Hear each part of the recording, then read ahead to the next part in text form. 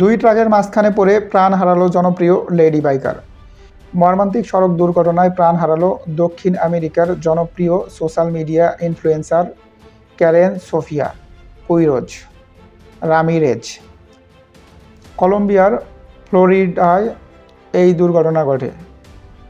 Sophia biker girl নামে বেশি পরিচিত। মৃত্যুকালে তার বয়স হয়েছিল 25 বছর। ব্রাজিলিয়ান সংবাদ মাধ্যম ডেইলি মেইল স্থানীয় সূত্রের বরাত দিয়ে জানিয়েছে, গত 26 নভেম্বর গুরুতর সড়ক দুর্ঘটনায় ঘটনাস্থলে প্রাণ হারান এই ইনফ্লুয়েন্সার।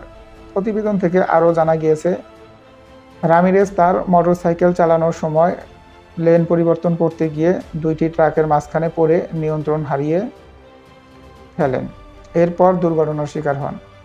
প্রতিবেদন অনুসারে রাস্তার এক পাশে একটি গাড়ির সঙ্গে সংঘর্ষের পর অন্য পাশ থেকে আসা একটি ট্রাক রামিরেজ চাপা দেয়। কলম্বিয়ার একজন পরিবহন কর্মকর্তা জাহির আন্দ্রেস কাস্তেলানোস গণমাধ্যমকে জানায়, রামিরেজ দুটি গাড়ির মাঝখান দিয়ে যাওয়ার সময় দুর্ঘটনার কবলে পড়েন। এই দুর্ঘটনার কয়েক ঘন্টা আগে রামিরেজ তার মৃত্যু সম্পর্কে একটি চাঞ্চল্যকর ভবিষ্যদ্বাণী করেছিল।